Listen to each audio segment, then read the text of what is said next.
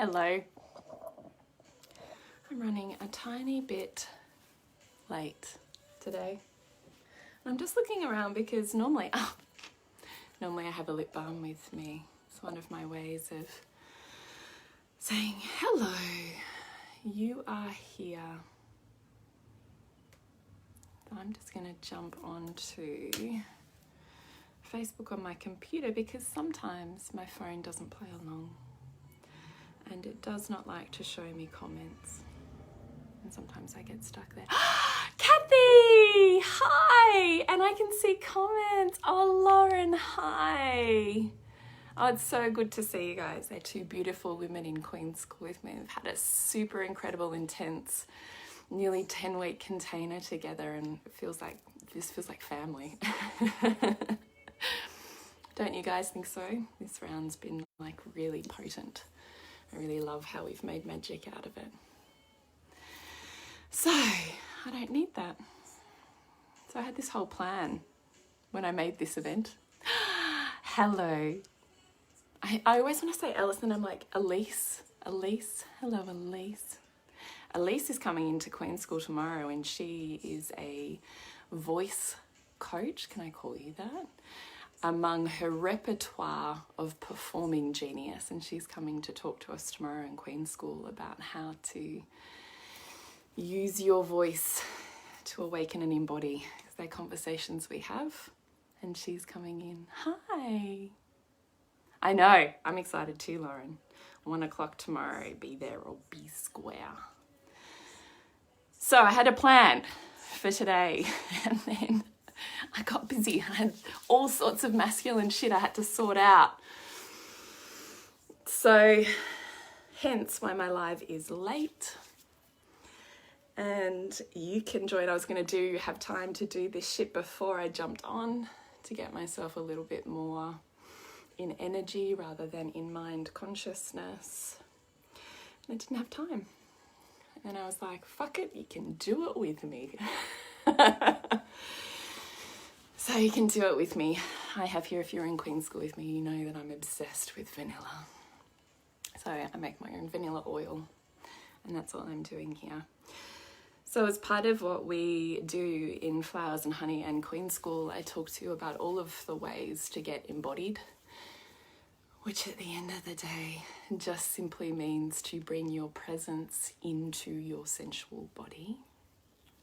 So lovely to see these names. So this is one of my ways. You get to choose a repertoire of ways that have you feel like X.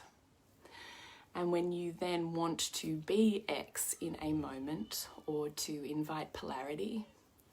So if you're not familiar with that language, polarity is literally like a magnet.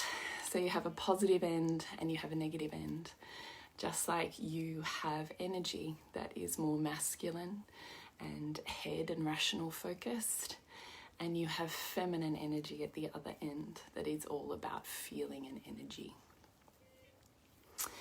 So when you want polarity, you need to take up very clearly one end of that spectrum, because if you start to play in relationship in the middle, which is where largely a lot of long-term monogamous relationship ends up, is there's very little spark.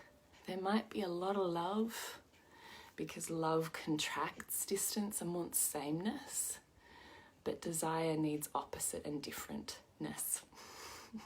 So it's quite a dichotomy, isn't it? To be able to maintain love and also have passion.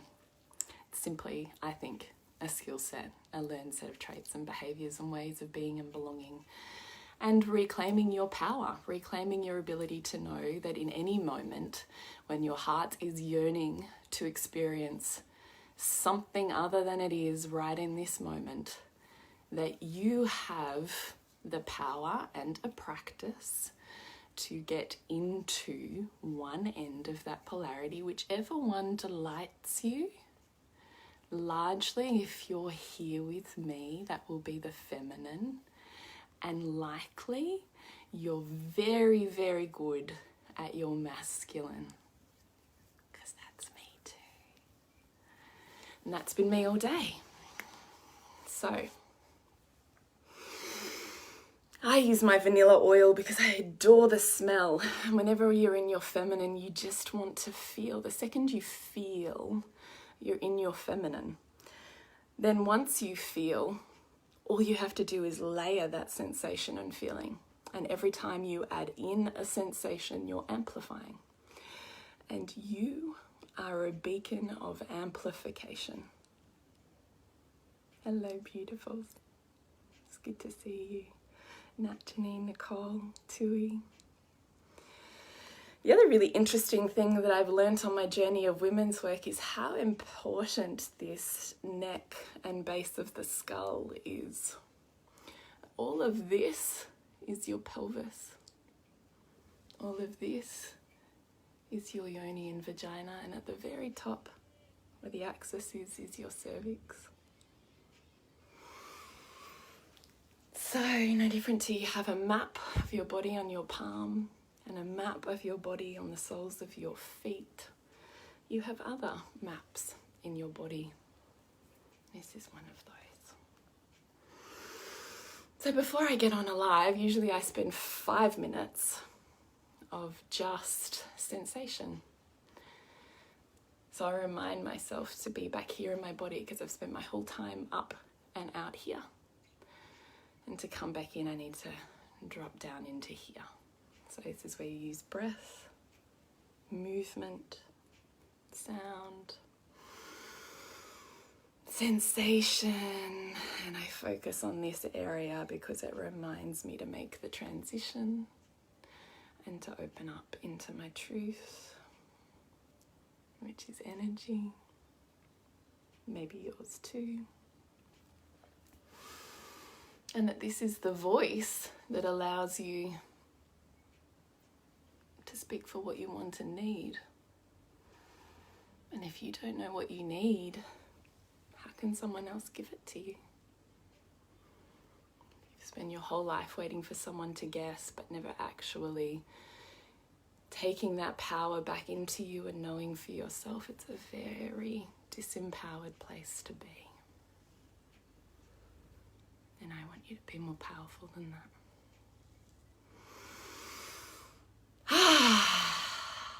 That feels better.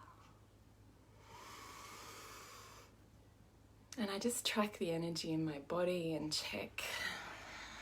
I still get a little bit nervous on lives. Maybe you do too, if that's something you do. So I just track this center channel of my body.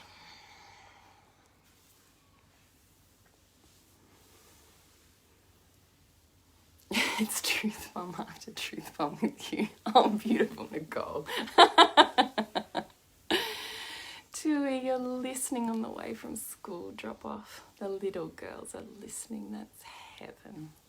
I just think they can't be what they can't see, can they? These are such beautiful, honouring conversations to be having and for our children to witness. Your embodiment is a gift. And when you work that out, you also get to use polarity in your parenting. And it becomes really fun. It becomes an energetic exchange. So it's a beautiful place to be. Hello, Kirsty. Hi, Nicole. If you don't know what you need, how can you expect someone else to give it to you? Amen. My main concern is this, not knowing what I want. I know. I don't know if you saw my post. I think it was yesterday I wrote on that because it's a really hard thing. I think we throw it out there in this world of feminine empowerment and embodied work. Hey. And then we say, just, you get to have what you want in this world. But actually knowing what you want when you've largely grown up in a culture that has stifled or suppressed your voice, where your truth was not wanted, where you've been taught that what your body tells you is wrong and that you should trust an outside voice above yours, when perhaps you've been conditioned in service rather than in receiving, when you're conditioned to be in service and of service to others, to meet others' needs before yourself. It's certainly the paradigm of motherhood. it then becomes a very complex field to then say, just tell me what you want. I want to say it's far more complicated, but it's not, but it also is. I just want you to know, if that's the space that you find yourself in, that is the space that I meet most women in. So you're not on your own. You're not on a lone island thinking that there's something wrong with you. It's largely, I think, the condition of womanhood now. So to change that for our daughters is an essential and enormous gift, and for our sons, not to exclude them from it either. It's a beautiful gift. So just know you're not alone. You're in good company. I think it's a really normal response to the culture that you've grown up in, and you get to choose to undo it. And I often think it's a lot like a condo. If you've got into Marie Kondo, a bit mad for a bit of a condo drawer or wardrobe. And I think our psyche is kind of the same, particularly when it comes to love and lust and desire. There's a lot of unlearning before you relearn. I don't think you can just keep shoving books into your bookshelf, or, shoving sheets into your, what do you call the place where you put all your sheets? I want to say pantry, and it's not. Whatever the thing is where we all keep our sheets, it's often a shit show. You can't just keep shoving more in and thinking that it's going to be better. That's why I say it's not about technique. It's not about the 1,000 things. I don't think that I will give you or teach you something that you can't access somewhere else, find in 1,000 different books, already know, all the things. But what I can teach you is how to pull out what keeps you playing in the realm of technique, and instead allows you to riff in the space of art. I would rather that you pulled everything out of that wardrobe and you surveyed the land and you looked at what was it that I really wanted to keep and that delights me, and that you just chose to put those things back in. And you looked at the other things that you don't need to carry anymore. And just like Marie Kondo, you kind of have a moment of going, thank you, you've served me well. I love you, and it's time for you to go. That there's a sense of reverence, not a sense of spiritual bypass or emotional or psychological bypass of good riddance. You are a being of orchestration. You design experiences for your soul to integrate. Things do not happen to you. That's hard. But that's what I work with women. And then you get to look around and go, and what else? What else do I want to put in that shelf? And then I ask you to do that and take the one thing, and we look at it together, and you learn how to dress it in 1,000 ways, how to look at this one scarf and live its colour and its sound and its sensation and its movement. I don't want you to sit in the space of you're deficient. I'd rather that we cleared the debris to you remembering the truth of who you are in all of the ways that you were never taught. So, that's my art form. It's taken me a long time to understand its cementing, but now I get it. I get it. And it's a beautiful place to be.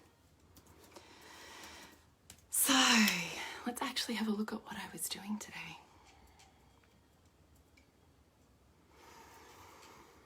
Hello, Amanda.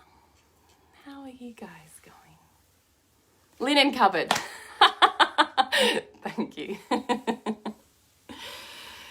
So, flowers and honey. Flowers and honey is 5 days in a 5-day container with me. For me, it's less about the content, because Lord knows if you've done courses with me before, content is not the issue.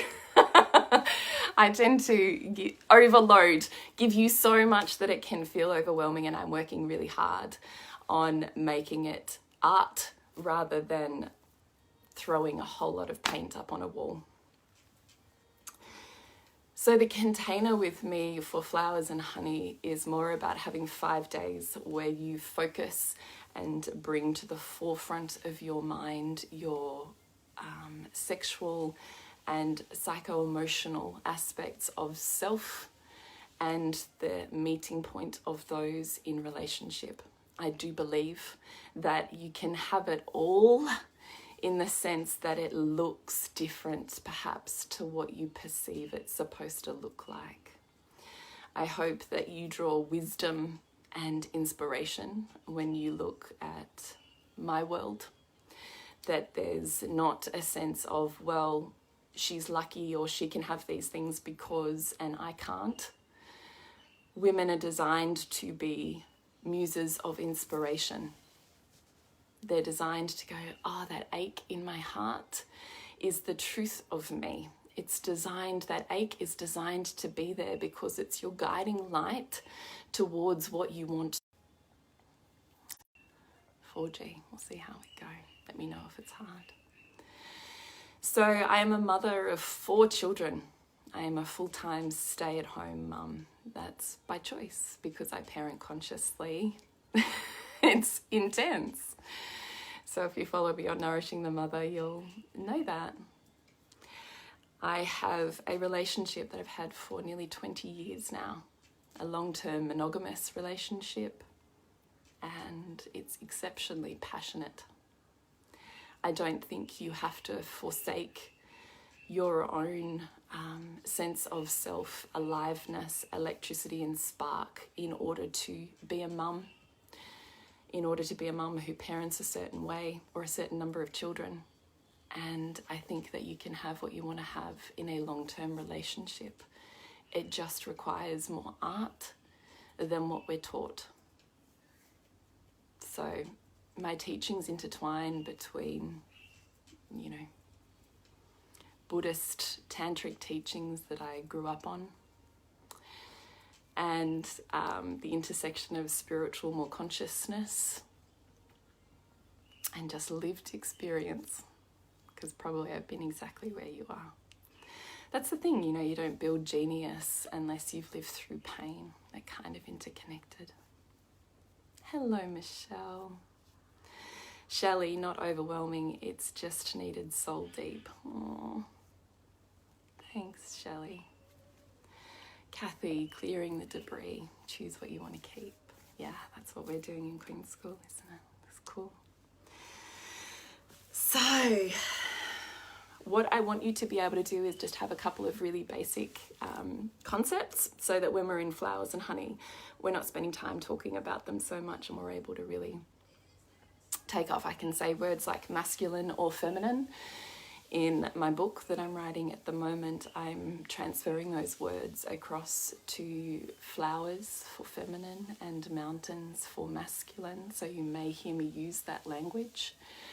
I want you to know that feminine and masculine are not gender or genital or specific, but is instead an archetypal word that explains with it a set of traits and attributes that we all just kind of get. So when you say that word, it means this. So no different to if I said to you, princess, you'd all have a vision and an understanding of what a princess is and does and looks like and yada yada.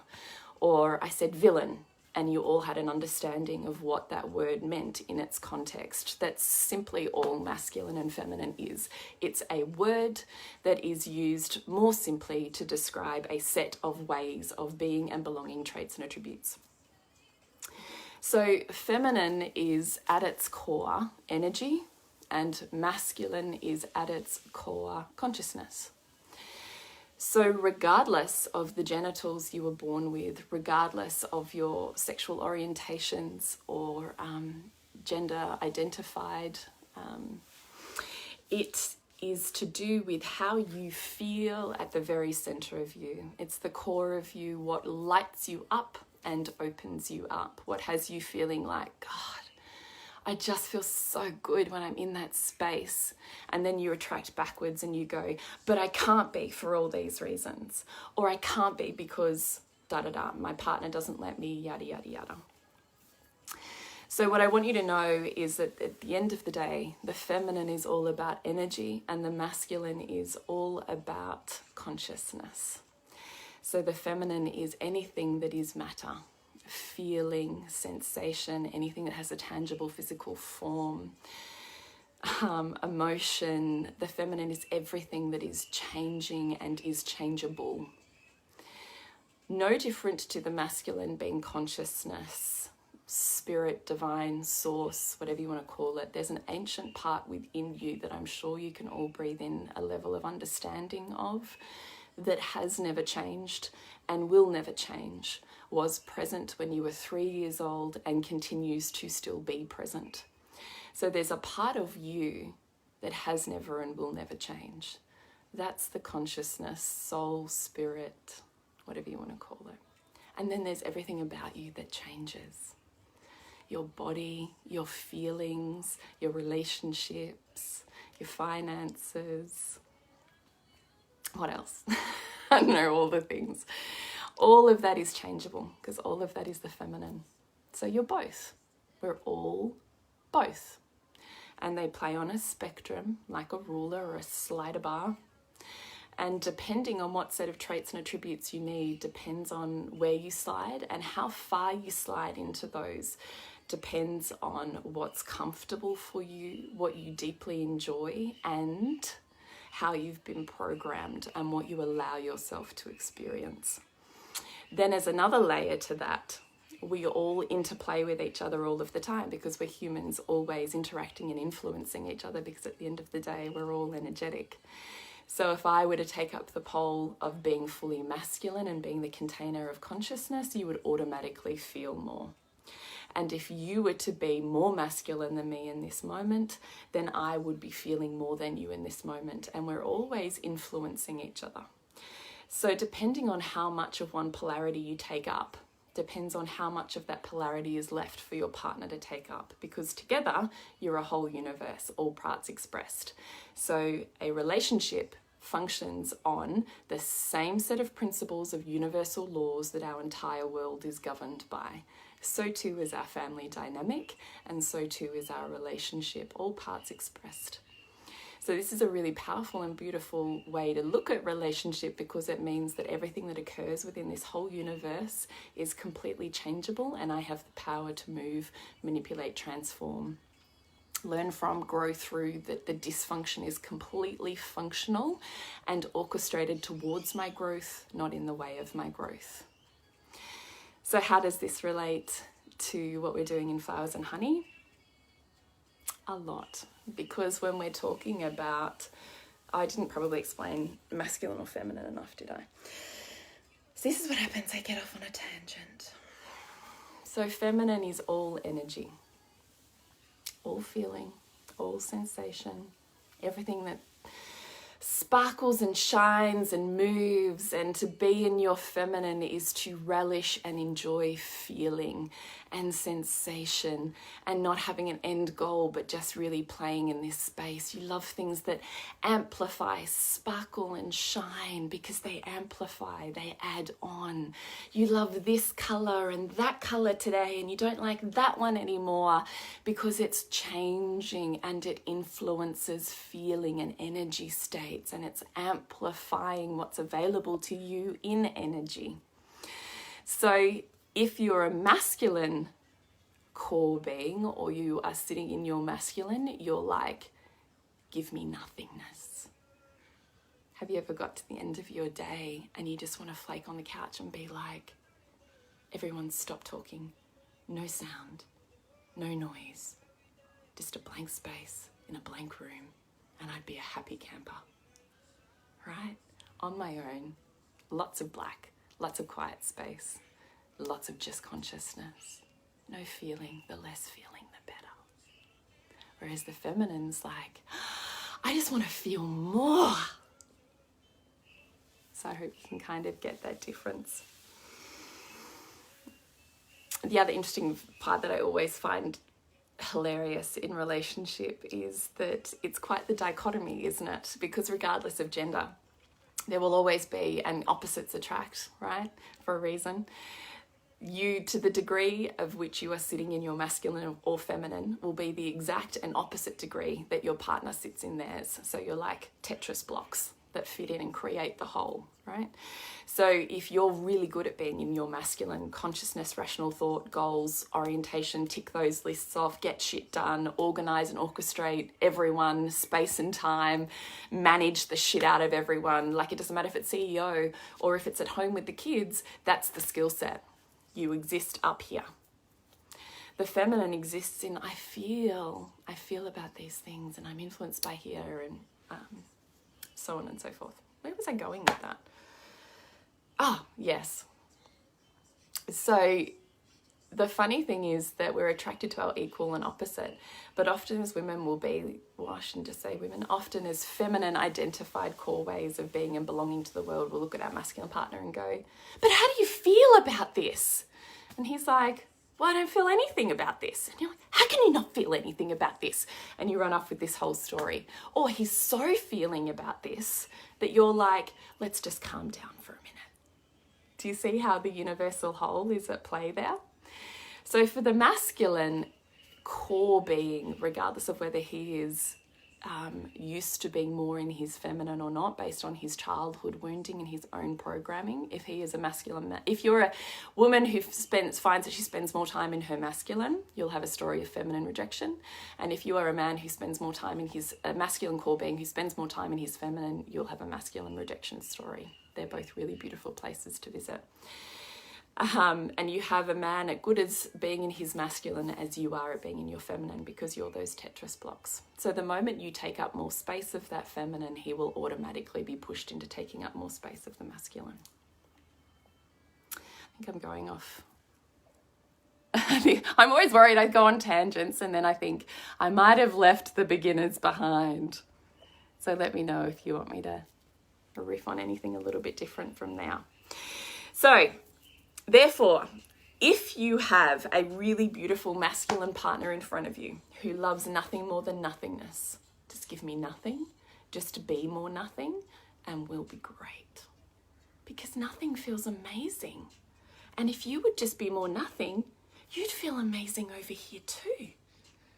And the feminine sitting on the other side going, but feeling feels amazing. Why aren't you feeling? If you felt this, you'd feel better. You'd be better. So it's so fantastic because I love this, because we're sitting on two sides of this battle going, but if you chose my camp, you'd be better. But the truth is, that's the space that you play in. And what I want you to do is to learn how to love each other better and love each other into the truth of who you're designed to be, because that's the space of energetic awakening, where you no longer hold expectations of the other needing to be something other than they are. And you learn how to play at your best within yourself and to play with them at their best within their self. And those two traits can look completely different and yet work so magnificently and marvelously together to create the bigger vision that you have. And you get to have passion along the way. It's pretty freaking cool, because if as a masculine core being who seeks nothing is going, just be more nothing, you'd be better if you were more nothing. He's going, anything that registers as nothing, because that's his bliss state, is going to feel like pain. And you're on the other side going, but if you'd feel more, if I could feel more right now, we'd be better. Because anything that's not an amplification or a truth and an expression and a movement of energy, right? Emotion, energy in motion through your body, and an amplifying of that feels like pain. So if we just knew those two things about each other, and we took the wholesome responsibility of the self within that, and we were able to play in that space, not I need you to fix me, or I need to be something other than I am in order to receive love, or for you to stay here with me. If we could change the paradigm of that, I think we'd experience something completely different. Charmaine, I'm checking out your comment. If you're a woman who spends most of her time in her masculine, you will have a tendency to reject the feminine. Oh my God, you just summed up my life in one sentence. I know, mate. I know this because it was my life. I get it. I so get it. I have such a well-cultivated masculine that in so many ways it's easier for me to be there than it is in my feminine. And yet the space where I feel most alive and electric is when I allow myself to enter my feminine. And that's the space where relationship gets pretty freaking cool. And passion and, you know, aliveness and ecstatic sex starts to come on the table again. And it's got nothing to do with how long you've known someone. Because when you look at it this way, you realize it's a pathway into knowing self and other, and you don't really know very much. Because all we can ever see of someone is the amount of ocean that can be seen from the shore. It's not a heck of a lot. You're an ocean. I'm an ocean. I want to swim all of those seas. I don't want to stay standing on the shore. So, you know. And also, I want to play in this space because I have a really normal, average Aussie bloke, and I spent a good 15 years thinking I could never have these experiences because he wasn't the, you know, unicorn conscious man that I saw in all of the yogic and tantric spaces and places that I played in. And that wasn't who I'd married. And so I kind of found myself segregating pieces of me. I was like, I got to experience this part of me over here, and I would be this part of me over here, and that was pain. That was painful splitting. And so I advocate less separation and more integration. The more we integrate parenting into our sexual aliveness, the better we are. The more we integrate the wholeness and the ocean into who we are, the better and alive our relationship is. And it overflows into friendship and work, and because it's all energy and everything else is a belief. Much easier, hence why you trigger and awe me. All in one sentence. Please. Oh, beautiful Charmaine. I know. I think that probably sums me up. I really know. I really do, because I get that there's parts of what I say that are really hard to swallow. And I get it, because I've been there too. You know, I think the first time I started to enter this work, probably 20 years ago, I was like, oh, so anti-feminist. And I've come a long way since then, so I get it. And self-responsibility, like, it's a bitch sometimes, isn't it? And yet what I'm asking you to do is see how everything is working towards your growth. It's not in the way of your growth. And then every part of your relationship and your sexuality that you stop is, for me, not a reason to stop and believe the stopping is a truth, but instead to take this moment as an opportunity to begin. Because the moment that gets clunky and that you stop, our society will say is wrong or needs to be fixed, or you're fine, you don't need to change. It's him or her or the thousand things outside of you. But I see the universe as far more intelligent and articulate than that. And that all of these situations that we find ourselves in are always working towards growing us into who we need to be in order to have everything that we want to have, because I think it's possible.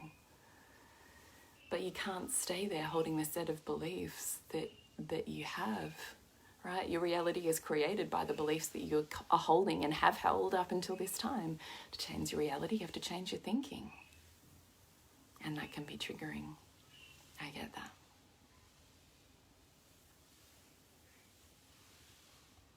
Kim, I'm loving this. You're describing everything in my relationship. Oh, homie, I hope that you just find a sense of, yeah, me too. Because my intimate women's work over the last 18 years, but beyond, I had a very different upbringing and therefore a very different experience, and was in women's circles and all sorts of intimate healing spaces by the time I was 15. So it's a very different experience. So by the time I emerged into adulthood and actually doing the work of healing by virtue of being a naturopath and then in the birth space, man, we're all so the same, having the same experiences, and yet we think that we're so isolated. And I think it's a tragedy to hide the pieces of us that could potentially be the most healing. No worries, Sharon. I know I'm going on a bit, aren't I? I don't think I've actually even done what I came on here to do. This is what happens. You never know what you're going to get when I come in for a live. All right. So the other point I want to put in here is rejection of your feminine. So if you have a story on rejecting your feminine, you will choose and automatically align with more strongly a masculine container way of being and belonging to the world. You will likely have a space where you mistrust the sensations of your body. And over the years, as that is ingrained and kind of stacked and pushed down, that can end up looking like numbness or pain. That can look like I just can't feel anything. It can look like anger.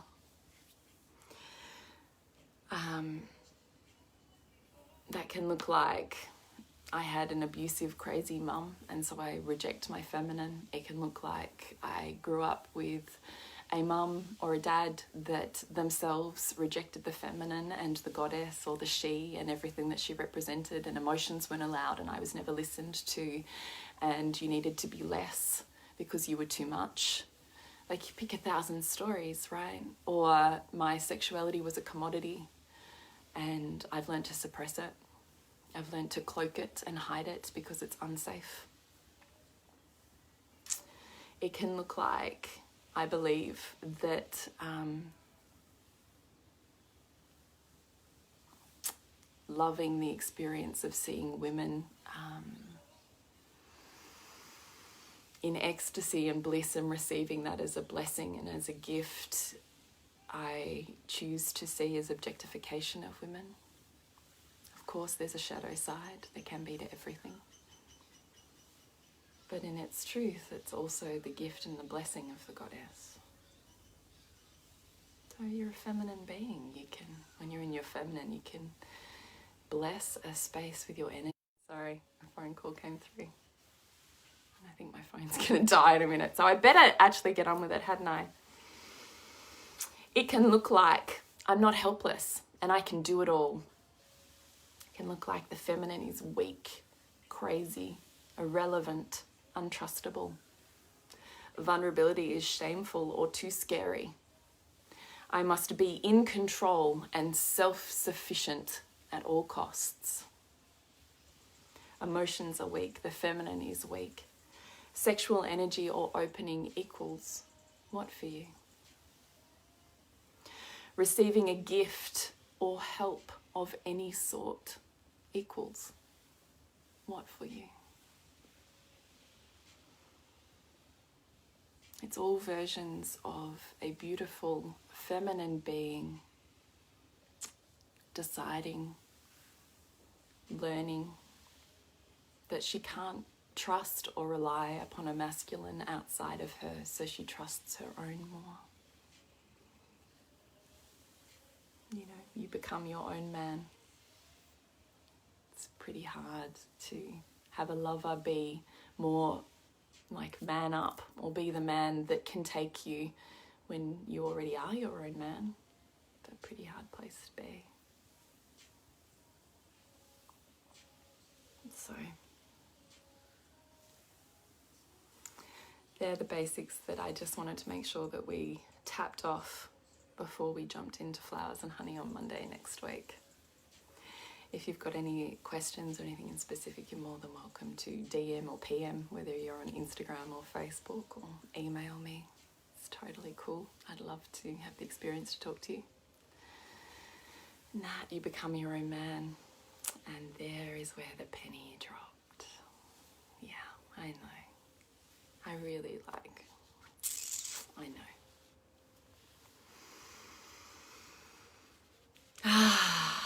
It's such a beautiful space. When you see it, you can't unsee it. And first, when the feminine enters the body for the purpose of embodiment, which is to elicit more energy, she meets pain. So pain is your first acknowledgement of here I am. Sometimes you might meet rage or anger. And underneath all of those is the hurt and the unmet heart yearning, and under that is the desire for something else. And you get to have that. But this that comes up is not in the way of that, it's on the way. We have to learn how to move energy through our body, because that's what you were designed to do. You weren't designed to keep it, to hold on to it. You're designed to be the river that flows it through. Maybe you hold it for a little bit and then you let it go. You're designed to dam up. And sometimes those releases and emotions come with messages. And that's an important learning for you as you call in what it is that you want. Often, when you say to the universe, this is what I crave, this is what I desire, this is what I want, it goes, cool, let's deal with this. And then you get to have that, because this is in the way. So it's on the way, not in the way. So I really hope that if you're not in Flowers and Honey, that you will come and join it. It's a very precious 5 days together, which is an energetic container to tap into. There will be 5 lives within a private Facebook group, but you can choose whether you join live or you just catch the replay. It's totally cool, it'll sit in the group. But there's just something profound and phenomenal about saying, I will carve out the time and the space to invest in this part of me and reclaim it. And the bonus is, it has an effect on your relationship and your lover, or it calls in the one that you want. But first and foremost, this practice should be for you, for your opening, for your awakening, for you to have more, because you're allowed to have more. What you have can be beautiful, and you get to have more. I don't think that wanting more says what I have isn't good. It can be good, it can be sweet, and it can be better. So, I'll drop the link in here in case you want to come join, and if you are, please make sure you're in the group. And if you're not, please DM or PM or email me, and we'll make sure that we get you in there. Myself and beautiful Amelia, who helps me out with all of my tech and VA stuff, she's divine, so you might have already spoken to her. So I really look forward to spending 5 days on sexuality with you next week, from the context of something perhaps more, I don't know. See, I have so many feelings happening in my body, it's hard to get words out. This is what happens when you're in your feminine. It's not about words, it's about energy and feeling. The space of spiritual and Buddhist universal principles dialed down into a very human form, and a divine interaction of polarity. It's polarity that excites and entices chemistry and electricity. It's not its absence. So let's do that. I'm looking forward to it too, Nat. I will see you in the beautiful group. Please reach out if you need to. I really hope you got something out of today. It was a bit more of a ramble than I was planning, but hey, that's how it rolls. All right, I will catch you. I hope you have a beautiful day. I hope something from today, one thing from today, I'd love you to just carry with you, to ruminate on, to add in, to take in to your next lovemaking session would be beautiful. One thing. If you want to let me know what that was, I'd love to know. All right, and I'll see ya. Thank you for spending your time with me. See ya.